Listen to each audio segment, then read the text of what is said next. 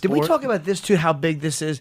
And again, this worldwide. The Super Bowl. Did we talk about this last week? Oh, the yeah. Super Bowl got 4 billion social media hits, whatever they call a social media hit, whether it's a tweet or a fucking UFC 205 got 14 billion. Like that's how much bigger worldwide it is. It did almost 4 times what the Super Bowl did. So big, and that's why this boxing. It just destroyed. UFC gives you the fights you want every time. Like I wanted Conor Eddie. They gave us Conor Eddie. By the way, stripped him of his featherweight, which I thought was the right move. You can't tell you something. Conor is so cocky. Yeah, but he knows how to sell. He backs it up, man. He's good, and that's what I love about him. Yeah. I love that the way he came in.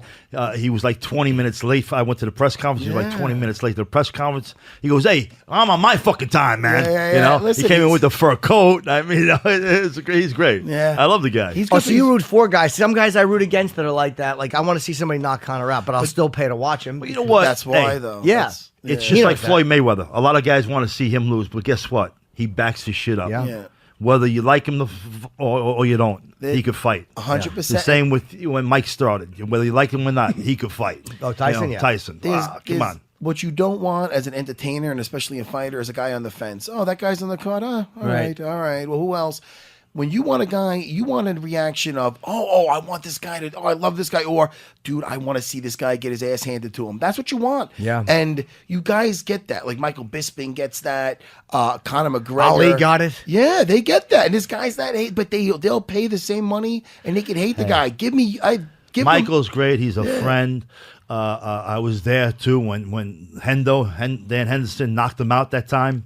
Oh, Michael Bisping, awesome. And also, I was there when Nate Diaz beat, McGregor. Conor. Oh, that was that I one. knew he was going to beat him. That was a great I fight. knew it because he's a great jiu-jitsu guy. Oh, yeah. I mean, he's great. Phenomenal. Gracie.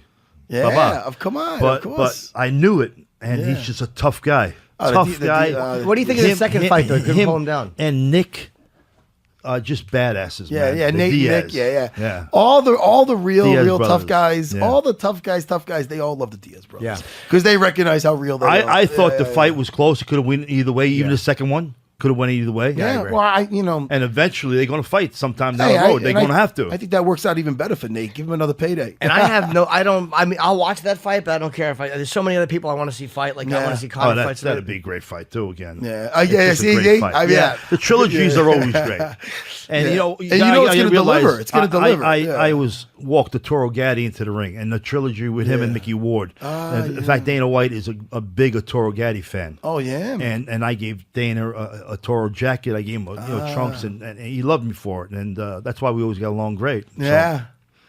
But the trilogy fights are always great to see, and I'm looking for the trilogy with Conor McGregor and Nate Diaz. So many fights to somewhere look down the road. to. But you were going to say about him vacating. That. But they had to, because I think they needed somebody because Cormier hurt himself. So now him and Anthony Johnson is off in Toronto. So now they have Anthony Pettis against Max Holloway for the interim belt, which was Jose Aldo. That's what's confusing to me. Now, if Jose Aldo was the interim belt holder, why doesn't he just become the champion? He is. Now they're fighting for the interim belt. I don't know why. So why the fuck is there an interim belt? Maybe they just needed a title fight because they're replacing a title fight. No, I'm just trying to figure it out. It's a good fight anyway. I want to see Pettis Holloway. Listen, Holloway is awesome. I find that disturbing a little because when they just make you the champ, you should fight. Whether the number one guy or the second guy, whoever it is, you should fight for it. Like they made Ronda the champ. She didn't fight for the title. Yeah. She just became the champ. Yeah, well, she defended that thing a bunch. Yeah, she defended it, whatever it was, 6 or 9 times until she met. And Aldo does want to fight for it. Like he wants to fight Conor again, but that was that Conor taking Nate and then taking Eddie Alvarez. I mean, Jose wanted to fight him. No, it's interesting though that he chose that belt to give up compared to maybe it's harder to get down in weight or. I'll tell you right now, worries. I'm not that.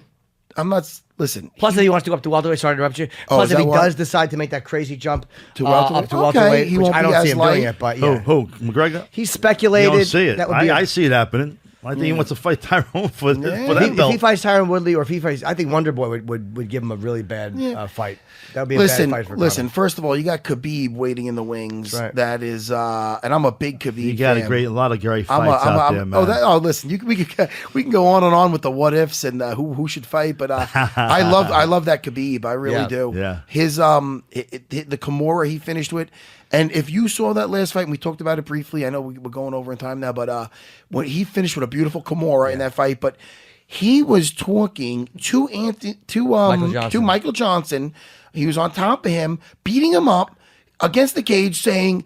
And again, what sticks out of my head is the scene in Saving Private Ryan when the big German's putting the knife into the guy, and you're like, no, and he's talking to him like in German, and I think he was saying something like, it's supposed to be like this or something. Remember in German. He shushed him? Yeah, he shushed him, and he fucking put a knife in him. But Khabib is sitting there talking to him, going, "You know, I deserve this. Just quit," and just beating the guy up against, just talking to him, beating him up. And the guys, you see, Michael Johnson, punching him, like, tried to punch up at him, it, like bounced off his head. And he's still talking to him, telling him to quit and beating him up. Between rounds, Chuck, he's going to Dana. Between rounds, Khabib's. He's still in the middle of the fight. Yeah, exactly. He's going to Dana. He's going, I'm going to get your son. He's calling Conor his son. And Dana, you hear Dana go, hey, get done with this fight first. The guy didn't give a fuck. In other words, like, I'll handle this. Don't even worry about this. I'm talking about the next fight. I'm good here. I love that. That guy's he may have a shot against Conor because that mental thing that Conor does fucked Eddie Alvarez up. It messed him up. But you know what's interesting? It might not mess up Khabib. Khabib, he gets a hold of him. It is such a problem for this guy to survive it. But he did get tagged a little bit in the beginning. That first 3 minutes. Yes, Michael Johnson. You're not going to know by the end of the round because he got a hold of him. That's right. But he did get at one point shook.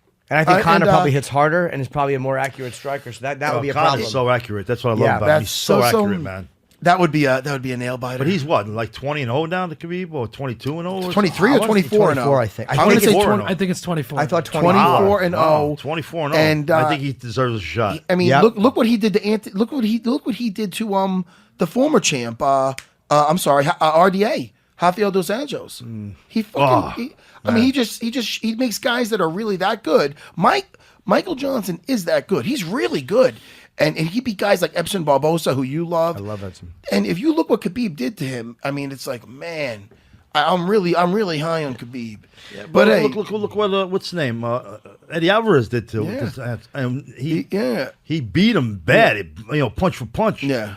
But how easy that kind of beat Dos Anjos, you mean? Dos Anjos. He killed him. Yeah. How that was a war. But how easy he beat Alvarez. I couldn't believe it, man. It was like, he was in his head, man. I'll tell you that. And Khabib, I think you're right. And Khabib said, I want to take him down, speak with him, slap him, make him nervous. Like, hey, get up, let's go. Where's your boxing? Slap him, play with him, and make him give up.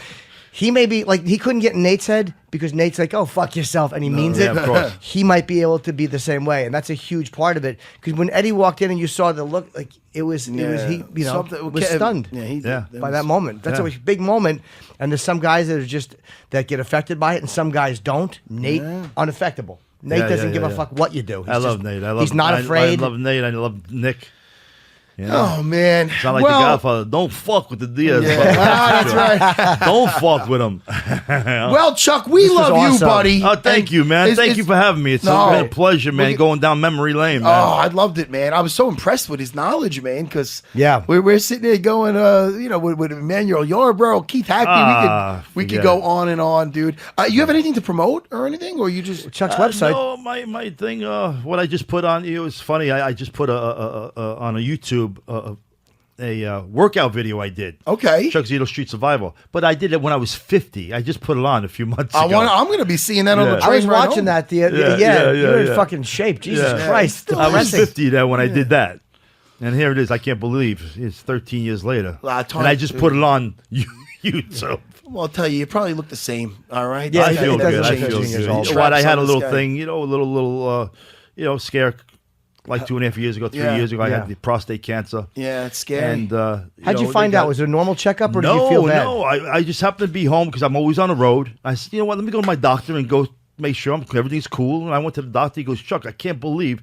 Now this was, I'm 63, so it was when I was 60. No, 61. Yeah. He goes, I can't believe you're 61 years old. You're great shape. Your heart's great. Everything's great. And I said, good. My heart's great. My blood pressure's great. Everything's great. 3 days later, he calls me up. He goes, look, your PSI is very fucking high. I said, no shit. What the fuck is a PSI? Yeah. He goes, no, it's your prostate. I want you to go get a checkup. Went to go get a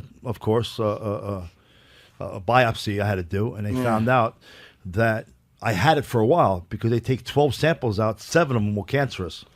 Wow. So they had to take it out right away. Did they tell you what stage you were in?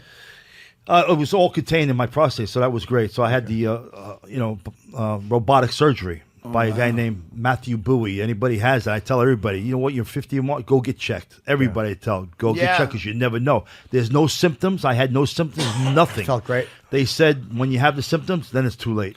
Wow. How scared were you when you had to go in for that procedure? Were you confident you were going to be okay, or were you like, oof, this could be the end?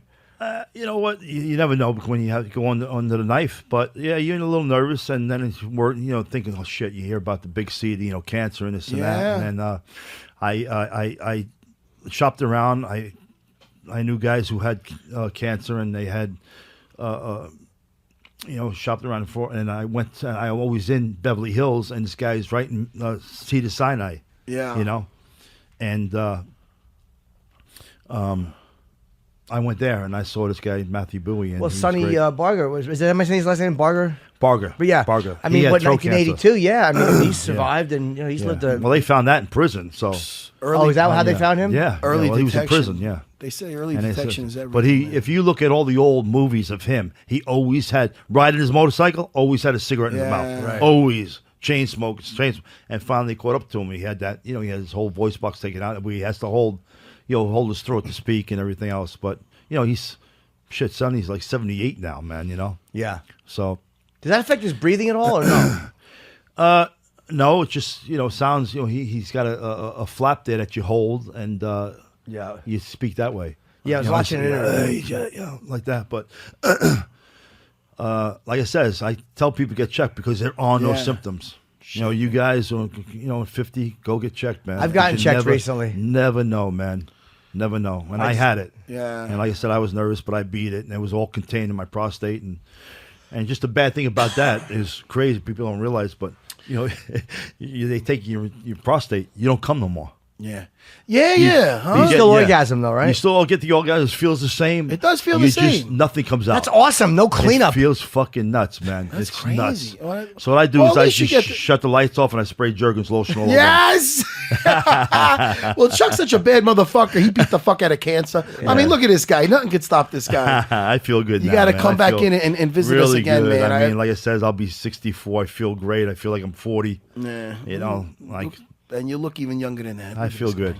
I feel good. So check ChuckZito.com is your website, and there's so many great photos. If you just want to see fucking amazing photos of the old days, with so many of those guys, I don't know. I know I was big into the wrestling too, so I was always with all the wrestlers, Hulk and Brutus and Randy Savage and all those guys, Goldberg and who just came back and beat Rock and so I was always involved in wrestling. I was involved in a lot of things. So I'm fortunate and I'm blessed in life that I've met so many people.